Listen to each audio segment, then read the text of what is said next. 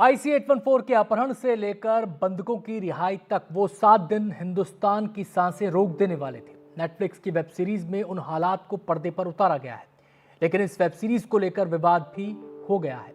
आपत्ति अपहरणकर्ताओं के नाम को लेकर उठाई गई।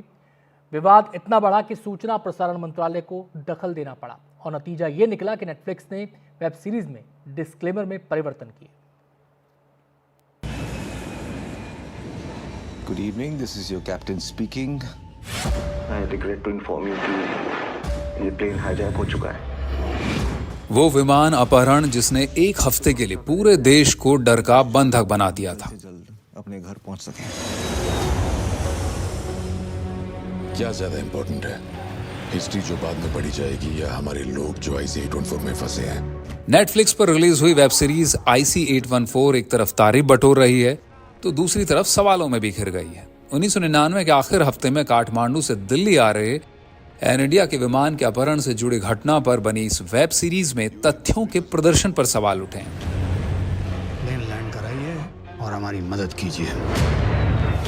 सवाल ये उठा है कि आतंकियों के कोड नेम भोला और शंकर क्यों दिखाए गए, जबकि वेब सीरीज बनाने वालों का कहना है कि उन्होंने तो वही दिखाया जिस कोड नेम का इस्तेमाल प्लेन में आतंकी कर रहे थे।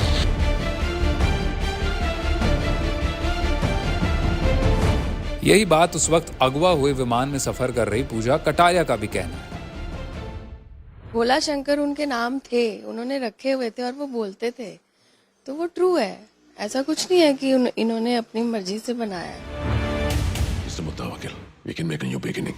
वैसे इस फिल्म ने याद दिलाया है कि कैसे एक दौर में पूरे एक हफ्ते तक 150 से ज्यादा भारतीय अमानवीय स्थितियों में एक विमान के भीतर आतंकियों के निशाने पर बने रहे थे।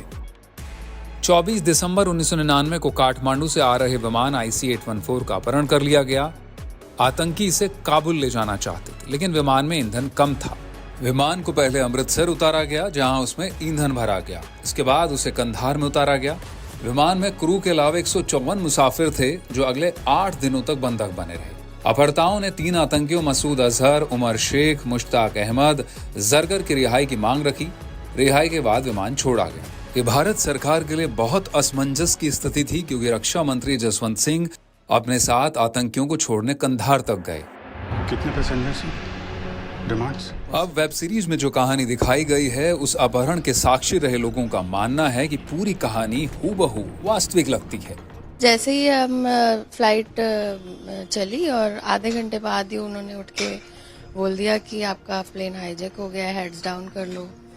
तो उसके बाद तो जो सीरीज में दिखाया है वैसा ही सब कुछ है। वाकई वो 7 दिन बेहद डरावने रहे होंगे, लेकिन अपहरण किए गए विमान में जो लोग मौजूद थे उनका मानना है कि 2 दिन के बाद हालात थोड़े बेहतर होने लगे थे और आतंकी भी ठीक से पेश आने लगे थे। शुरू के 2 दिन थोड़े से टेंस थे, बस उसके बाद एक उनमें से जो बर्गर था टेररिस्ट, वो थोड़ा फ्रेंडली था। उसने थोड़ा, क्योंकि पैनिक अटैक हो रहे थे लोगों को, उसने थोड़ा फ्रेंडली वो क्या कोप अप किया लोगों के साथ। तो वो थोड़े उनसे गाने भी गाता था, अंताक्षरी भी खिलवाता था, उससे थोड़ा बेटर रहा। लोगों को सिर्फ ये याद रहेगा कि इस गवर्नमेंट ने इतने मिलिटेंट्स को छोड़ा। करीब 25 साल बाद अब बनी वेब सीरीज ने उन डरावनी यादों को ताजा कर दिया है कि भारत ने आतंकवाद का सामना कैसे किया था। NDTV इंडिया की रिपोर्ट।